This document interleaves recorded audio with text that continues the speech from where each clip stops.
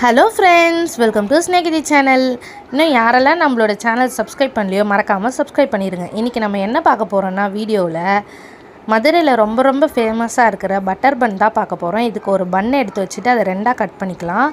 Next one side ஃபுல்லாக வந்து butter apply பண்ணிவிட்டு இன்னொரு சைடு ஃபுல்லாக சுகர் அப்ளை பண்ணிக்கலாம். இது என் சிஸ்டர் தான் பண்ணி தந்தாங்க. சும்மா டேஸ்டியாக இருந்தது, ஈஸியான ரெசிப்பியும் கூட. வீட்டில் வந்து வெறும் பட்டரும் பன்னும் இருந்தால் போதும் இந்த ரெசிபிக்கு.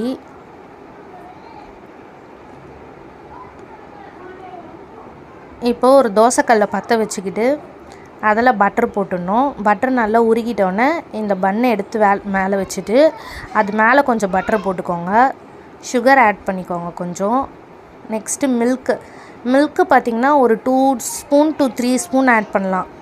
அவ்வளோ டேஸ்டி, ஜூஸி அண்ட் எம்மியாக இருந்தது.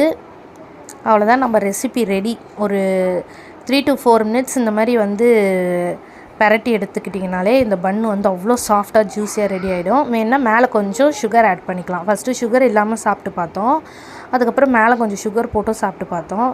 செம்ம டேஸ்டியாக இருந்தது. இது மாதிரி வேறு ரெசிபி பார்ப்போம், வேறு வீடியோவில் பார்ப்போம். Bye friends.